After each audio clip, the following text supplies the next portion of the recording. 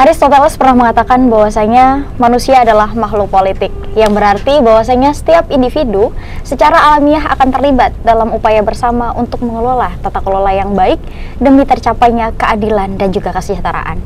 Dalam konteks modern, politik menjadi fondasi utama yang menentukan arah kebijakan, pembangunan, dan juga stabilitas suatu negara. Hal ini juga selaras dengan apa yang kemudian disampaikan dalam World Justice Project tentang indeks tata kelola yang baik di suatu negara sangat dipengaruhi oleh efektivitas daripada lembaga politik itu sendiri dalam menjamin supremasi hukum, partisipasi masyarakat, dan juga transparansi. Di Indonesia pada khususnya, politik memiliki peran vital sebagai sarana untuk menjalankan demokrasi yang inklusif. Pemilu dan pilkada sebagai instrumen politik menjadi mekanisme yang penting untuk mewujudkan aspirasi rakyat. Jawa Timur misalnya, sering kemudian disebut sebagai salah satu parameter ataupun barometer daripada politik nasional karena keberagamannya mencerminkan dinamika politik Indonesia secara keseluruhan. Melalui diskusi hari ini, pemirsa, kita akan menggali lebih dalam tentang bagaimana politik menjadi pilar utama dalam menjaga stabilitas, mewujudkan keadilan, dan menciptakan pembangunan yang berkelanjutan di negara kita. Assalamualaikum warahmatullahi wabarakatuh. Selamat datang di LP2M Spotlight, podcast yang menghadirkan diskusi inspiratif seputar isu-isu strategis yang berhubungan dengan pengembangan masyarakat dan juga kebijakan publik bersama saya, Fatih Oktavia. Untuk membahas tema ini lebih dalam, telah hadir bersama kita Bapak Dr. Haji Muhammad Syaiful Bahar MSI, Ketua LP2M UIN Sunan Ampel, Surabaya, dengan latar belakang akademik dan keahlian di bidang kebijakan publik. Beliau akan memberikan wawasan mendalam tentang politik dan juga pilkada pada kesempatan hari ini. Selamat sore Pak Bahar. Sore. Bagaimana kabarnya hari ini? Alhamdulillah, sehat selalu. Semoga selalu sehat dan bahagia. Amin. Terima kasih. Baik Pak Bahar, sebagai pengantar begitu diskusi kita hari ini, mungkin bisa dijelaskan Bapak bagaimana kemudian pilkada menjadi salah satu wujud daripada demokrasi lokal di Indonesia. Mengapa kemudian hal itu menjadi peran pilkada begitu penting di dalam pembangunan daerah? Baik, terima kasih. Saya kira pilkada ini adalah salah satu buah dari reformasi yang terjadi di 20 tahun yang lalu ya, kira-kira, bahwa kita ingin bahwa kebijakan yang sifatnya sentralistik itu segera dihentikan karena memang praktek di Orde Baru itu sangat sentralisme. Nah, salah satu yang dituntut oleh reformasi itu adalah desentralisasi. Saya kira pilkada adalah salah satu muatan utama dari desentralisasi itu, di mana daerah bisa memiliki kemerdekaan, daerah bisa memiliki kemampuan untuk menentukan bagaimana daerah itu berkembang, bagaimana pembangunan di daerah itu bisa dilaksanakan. Dan salah satu pintu untuk menjadikan daerah itu berkembang dengan baik, pembangunan terjadi dengan baik adalah menentukan pilihan pemimpin di daerah itu. Pilkada menjadi pintu masuknya. Saya kira karena itu, maka pilkada harus betul-betul dimanfaatkan oleh masyarakat di satu daerah menjadi salah satu penentu bagaimana mereka akan menjadi baik atau tidak. Dan khusus di Jawa Timur, saya kira ini menjadi satu isu yang menarik ya, karena tiga-tiganya adalah perempuan.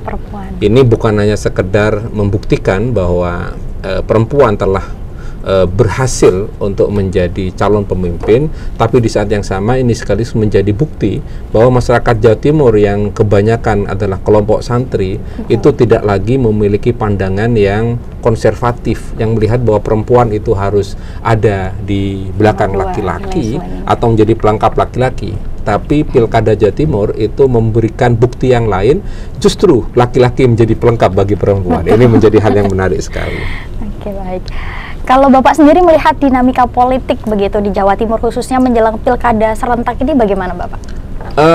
Banyak hal yang bisa dijelaskan dari fenomena politik itu. Sebagian tentu menjadi sangat positif ya. Salah satunya tadi bahwa kita menyaksikan khusus di Pilgub, kita lihat bahwa 3 Sri Kandi yang akan bertarung, berkontestasi di Pilgub itu adalah perempuan semua dan memiliki tingkat kecerdasan yang bisa dikompetisikan dengan laki-laki lain, dan kita bisa lihat itu adalah sesuatu yang sangat positif. Yang berikutnya adalah bahwa tingkat partisipasi masyarakat juga sangat bagus, dan itu bisa dilihat misalnya dari beberapa kali debat yang sudah dilaksanakan, banyak sekali komentar masyarakat. Artinya masyarakat memilih bukan hanya karena ikatan emosi saja, tapi mereka juga sudah mulai menjadi pemilih rasional yang memilih karena melihat pemimpin yang akan dipilih atau dipercaya itu berdasarkan kepada kemampuan mereka membangun narasi tentang program-program unggulan yang mereka akan tawarkan. Namun pun begitu, kita juga harus waspada karena tidak semua fenomena yang kita tangkap, kita potret sebagai seorang akademisi itu bukan semuanya adalah sesuatu yang positif. Misal, yang terbaru adalah kasus di Sampang. Bagaimana kita lihat ada konflik yang begitu mengerikan, di mana hilangnya satu nyawa dari salah seorang pendukung salah satu paslon karena konflik politik. Politik sebenarnya penting, tapi menghilangkan nyawa itu tidak perlu. Karena politik sebenarnya memfasilitasi kemanusiaan, bukan justru melakukan dehumanisasi dengan cara-cara yang tidak beradab. Politik adalah salah satu ruang konflik yang paling bermartabat. Politik itu, karena dengan kontestasi dan berkompetisi di politik, kita akan bisa melihat ukuran kemampuan kita mengajak orang untuk mempercayai apa yang kita yakini kebenarannya, bukan justru menghilangkan kemanusiaan dan membumi hanguskan rasionalitas kita. Nah, ini beberapa hal yang bisa kita amati, dan tentunya kita sebagai akademisi sangat punya perhatian untuk selalu mendorong agar potensi-potensi yang ada yang harus kita dorong menjadi satu kekuatan positif itu terus ada di pilkada, dan kita ingin mendorong potensi-potensi negatif sebagaimana yang terjadi di Bangkalan itu bisa kita tutup kemungkinan terjadinya. Betul, menarik sekali. Ruang konflik yang bermartabat itu ruang konflik yang bermartabat adalah politik. Bapak, seringkali Jawa Timur ini disebut sebagai barometer daripada politik nasional begitu. Kiranya melihat situasi yang ada, apa tantangan terbesar yang dihadapi terhadap penyelenggaraan pilkada, khususnya di provinsi ini, Bapak? Baik, yang pertama adalah tentang penyelenggara. KPU dan Bawaslu harus bisa menjadi penyelenggara yang betul-betul independen, tidak partisan. Mereka harus bisa menjadi penyelenggara yang dapat membuktikan kepada khalayak, kepada masyarakat bahwa mereka benar-benar bukan partisan. Yang pertama. Yang kedua, mereka harus melakukan kerja-kerja sosialisasi lebih keras lagi agar masyarakat tahu bahwa kontestasi pilkada ini adalah betul-betul akan menciptakan kebaikan-kebaikan bagi mereka warga Jawa Timur. Karena itu sosialisasi yang harus dilakukan oleh KPU terutama bukan hanya sekedar tentang pelaksanaan di tanggal 27 November hari Rabu itu, bukan, tapi juga yang terpenting adalah melakukan edukasi politik. Masyarakat harus tahu bahwa sekian menit di TPS itu akan menentukan Jawa Timur 5 tahun ke depan, dan itu tidak boleh dianggap remeh. Apalagi umumnya kita sebagai umat Islam punya pengetahuan, kesadaran bahwa menentukan pilihan karena alasan agama itu ada dasarnya. Bahwa agama kita, Islam, mengajarkan bahwa kita ini punya kewajiban untuk berpartisipasi menentukan kepemimpinan di dalam tubuh kita umat Islam. Karena itu setiap umat Islam punya kewajiban untuk menentukan masa depan Jawa Timur, menentukan pilihannya berdasarkan ijtihad, kemampuan mereka untuk memandang siapa yang terbaik di antara tiga calon itu. Menarik sekali. Begini Bapak, kita kan memahami bahwasanya Jawa Timur ini punya keberagaman yang sangat luar biasa begitu. Bukan hanya di daerah Surabaya, Madura, tapi juga daerah-daerah lainnya begitu. Kiranya apa sih yang perlu kemudian diperhatikan daripada calon kepala daerah ini di Jawa Timur agar dapat membangun daerah ini lebih inklusif dan juga berkelanjutan begitu? Baik, saya kira pertama calon gubernur harus betul-betul bisa memberikan rasa keadilan bagi banyak masyarakat di Jawa Timur. Misalnya keadilan atas dasar suku, ras, dan agama. Karena kata kuncinya adalah inklusivitas, maka calon gubernur atau gubernur terpilih nanti harus betul-betul bisa menjaga rasa keadilan itu. Yang kedua, gubernur terpilih harus bisa memberikan jaminan bahwa kesejahteraan itu harus bisa diratakan. Tidak boleh di Jawa Timur ini beberapa daerah itu merasakan nikmat kesejahteraan, tapi di beberapa daerah lain justru mereka terpuruk atas dasar banyaknya angka kemiskinan di daerah itu. Saya kira ada beberapa daerah yang jomplang, misalnya Surabaya, Sidoarjo, Gresik, Malang Raya itu memiliki tingkat IPM, indeks pembangunan manusia yang cukup tinggi, tapi daerah Madura dengan Tapal Kuda masih memiliki IPM yang rendah. Nah, ini menjadi tanggung jawab bagi gubernur yang akan datang untuk melakukan langkah-langkah terobosan strategis dan juga progresif agar daerah-daerah tertinggal yang bisa kita lihat dari tingkat IPM-nya itu, indeks pembangunan manusianya itu bisa disejajarkan dengan beberapa daerah yang maju. Salah satu yang terpenting adalah penyediaan sarana pendidikan. Betul. Karena IPM itu salah satu yang paling bisa menjadi ukuran adalah tentang fasilitasi pendidikan.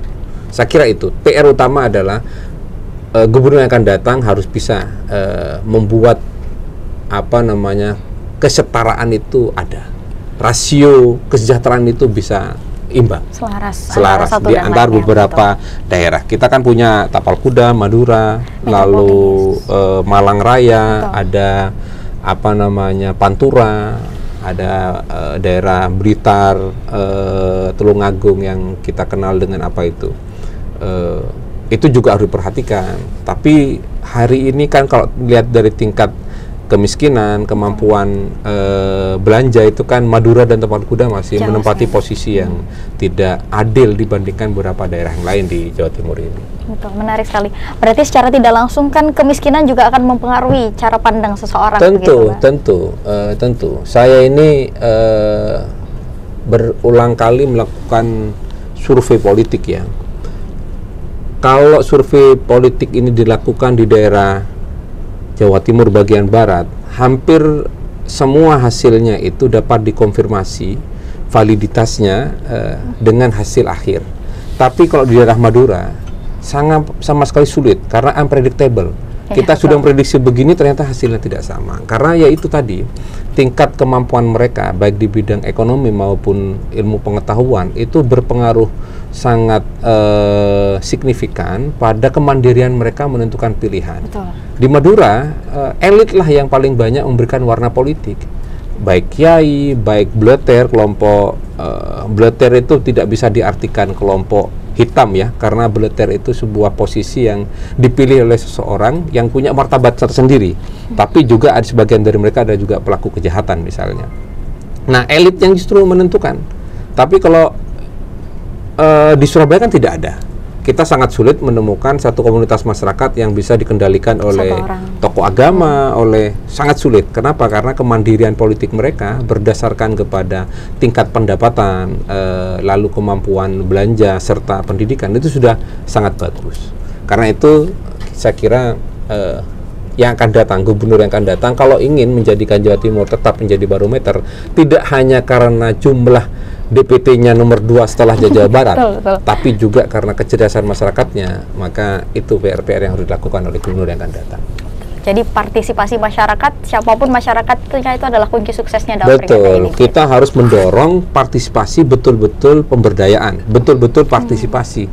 Yang ada sekarang, sebagian di beberapa daerah bukan partisipasi, tapi mobilisasi oleh para elit. Mereka digiring atas nama agama, mereka digiring atas nama teror untuk memilih satu calon tertentu, bukan karena kesadaran untuk memilih, tapi karena kepatuhan atau ketakutan. Nah, itu dia. Tadi disampaikan bahwasanya ada beberapa masyarakat kita yang akhirnya terdorong entah terkait satu tokoh atau bahkan karena money politik ataupun hal yang lain begitu. Bagaimana kemudian caranya untuk mendorong kesadaran masyarakat kita memilih secara bijak, terutama nih di kalangan generasi muda atau generasi Z. Ini tanggung jawab kampus perguruan tinggi. Siap. Para akademisi, dosen, mahasiswa adalah menyuarakan agar politik berdasar akal sehat itu dapat landing, dapat diterima oleh masyarakat. Karena itu edukasi oleh kita yang kebetulan menjadi bagian dari dunia pendidikan ini sangat penting. Mahasiswa harus berbicara, dosen harus berbicara.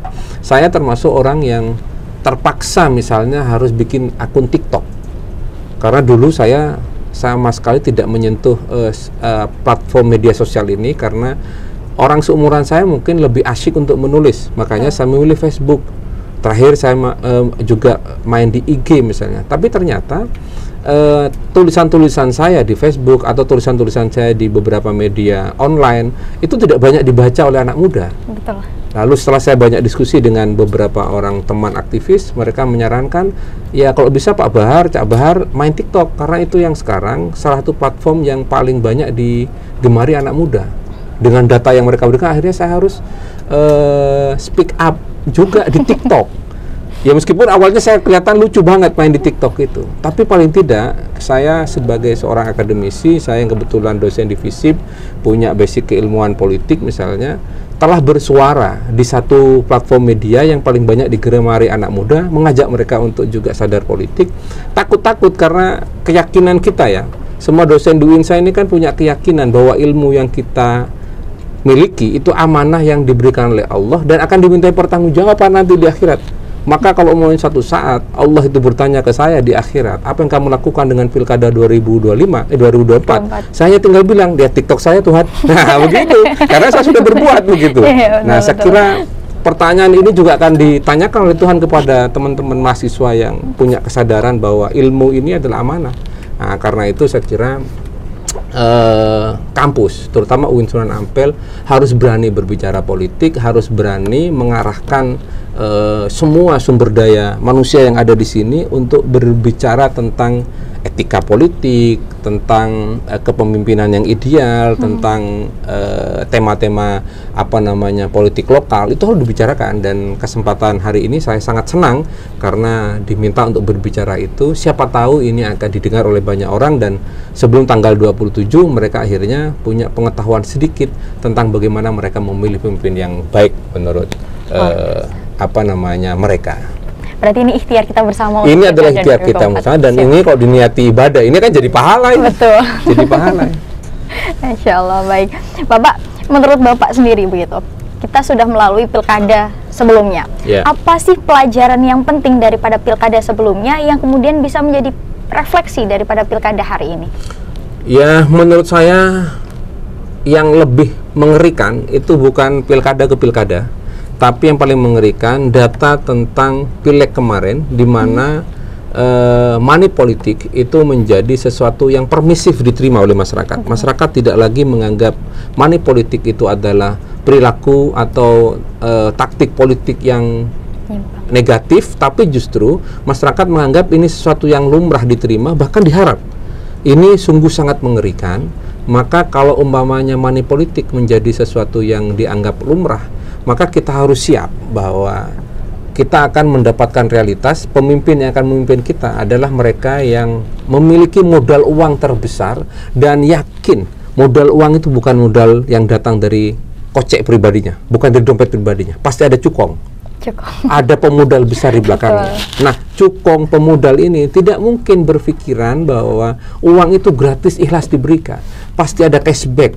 Ada harapan yang mereka harapkan. Dan jika itu terjadi, apa yang akan dikorbankan? APBD daerah. Betul. APBD akan menjadi korban. Dan kalau APBD yang diberikan sebagai timbal balik dari uang yang sudah dipinjamkan oleh cukong, apa yang terjadi teman-teman sekalian? Maka rakyat akan menjadi korban utama, karena APBD yang harusnya untuk pembangunan itu untuk cukong. Maka daripada itu saya berharap kita semua harus melawan yang namanya money politik ini. Siap. Karena memang banyak masyarakat kita yang kemudian... saya dikasih kopi ini sungguh menyenangkan bagi saya ini. Terima kasih, Mbak. Tetap setia dengan teh atau iya, ini Pak? Sudah jadi teh ini. Ini bisa 1 jam saya ngomongnya kalau ada tehnya. Saya boleh minum dulu ya? Boleh, mangga, silakan Bapak. Masya Allah.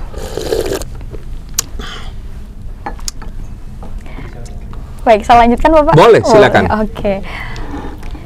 Kalau untuk harapannya sendiri begitu Pak, melihat dinamika politik, kemudian juga bagaimana masyarakat kita hari ini, harapannya untuk Pilkada Jawa Timur 2024, baik dari sisi penyelenggaraan maupun dampaknya terhadap pembangunan daerah, seperti apa? Baik, pertama dari penyelenggaraan, saya kira KPU dan Bawaslu sebagai penyelenggara sudah bekerja maksimal. Mereka ingin membuktikan bahwa mereka bekerja untuk demokrasi kita. Dan saya sangat senang dengan realitas pilkada di Jawa Timur, khususnya di Pilgub, karena kita melihat 3 calon perempuan yang akan memimpin ini memiliki kualitas yang sangat baik. Dari paslon 1, 2, dan 3 itu bisa kita lihat aura kecerdasannya dan ketangkasannya untuk memberikan solusi-solusi terbaik untuk problem-problem di Jawa Timur. Tapi saya sangat khawatir dengan beberapa pilkada terutama di tingkat kabupaten kota, karena dari beberapa debat calon kepala daerah yang saya saksikan di beberapa stasiun televisi itu menunjukkan bahwa ada data yang jomplang antara kualitas gubernur dengan kualitas bupati-bupati kita atau calon bupati dan calon wali kota kita. Karena itu kita berharap bahwa yang akan datang kita akan mendapatkan realitas yang berubah, bahwa calon kepala daerah itu adalah orang-orang yang tidak hanya sekedar punya modal uang, punya modal popularitas, tapi juga punya modal sosial dan punya modal kemampuan untuk bisa mengurai persoalan-persoalan di daerahnya. Dan itu hanya akan lahir dari mereka yang punya komitmen kepada kemakmuran, kepada pembangunan, bukan mereka yang mencari untung dari jabatan. Saya kira itu. Kalau untuk pembangunan daerahnya sendiri bagaimana, Pak? Jawa Timur tetap harus bisa menjadi lumbung ya dari nasional. Kita sama-sama tahu bahwa Jawa Timur salah satu provinsi yang memiliki kemandirian untuk swadaya daging misalnya, atau Bu Hovifah di periode kemarin juga bisa menunjukkan tentang tingkat secara signifikan kenaikan tingkat ekonomi kita. Ini kita berharap nanti penggantinya atau Bu Hovifah yang masih akan melanjutkan, kita berharap bahwa prestasi ini justru ditingkatkan, dan saya yakin kondusivitas Jawa Timur itu bisa mengantarkan Jawa Timur akan jauh lebih baik, terutama untuk pembangunan di internal Provinsi Jawa Timur ini. Mungkin yang terakhir, Pak Bahar. Boleh. Begitu. Closing statement untuk teman-teman generasi Z ataupun masyarakat kita yang per hari ini masih terlalu fokus terhadap money politik ataupun hal yang lainnya gitu. Bagaimana caranya kita untuk mensukseskan Pilkada Jawa Timur ke depannya dan memilih calon terbaik dari serikandi-serikandi hebat kita di Jawa Timur? Baik, saya kira saya ingin fokus ke anak muda ya, bahwa hari ini yang menentukan dunia ini adalah anak muda. Dunia yang penuh dengan dunia digital itu adalah anak-anak muda. Kami yang sudah tua-tua ini tidak lagi mengendalikan dunia digital, bahkan kita jadi korban. Saya sering mencontohkan, silakan cek di grup keluarga atau grup WA keluarga, yang paling gampang kemakan hoax itu adalah mereka yang berumur 50 tahun ke atas. Betul. Bule, bude, mama, papa itu yang paling gampang kemakan hoax. Yang membuat hoax, yang menjadi konten kreator itu anak-anak muda. Artinya yang benarnya sekarang itu yang mengendalikan dunia adalah anak-anak muda. Karena anak muda itu yang mengendalikan, maka seharusnya anak muda harus berani menjadi bagian dari proses politik. Karena politik itu akan menentukan kebaikan dan keburukan, memimpin atau tidak memimpin. Karena itu saya sangat berharap mahasiswa terutama yang diberi kemuliaan oleh Allah, diberi keberkahan oleh Allah, bisa mendapatkan kesempatan belajar dengan baik, itu juga berbicara politik. Dan insya Allah kalau niatnya adalah untuk kebaikan bersama, berbicara politik itu akan jadi pahala. Amin. Mungkin itu yang bisa saya sampaikan. Terima kasih. Baik, luar biasa. Terima kasih banyak Bapak untuk diskusinya yang sangat informatif dan luar biasa hari ini. Baik pemirsa, diskusi kita hari ini telah memberikan gambaran yang sangat komprehensif begitu tentang pentingnya pilkada sebagai fondasi demokrasi di tingkat lokal. Jawa Timur khususnya dengan segala potensinya dapat menjadi contoh bagaimana kemudian demokrasi bekerja untuk menciptakan pembangunan yang lebih inklusif dan juga berkelanjutan. Kami berharap, Pak Bahar juga berharap, podcast ini dapat menjadi inspirasi bagi masyarakat untuk lebih peduli dan juga aktif dalam proses demokrasi. Karena suara kita adalah penentu masa depan daerah dan juga bangsa kita. Terima kasih kepada Bapak Syaiful Bahar atas diskusi yang informatif dan inspiratif hari ini. Terima kasih juga. Saya Fatih Oktavia, pamit undur diri. Sampai jumpa di episode berikutnya. Wallahumma fiq ila wa min thariq. Wassalamualaikum warahmatullahi wabarakatuh.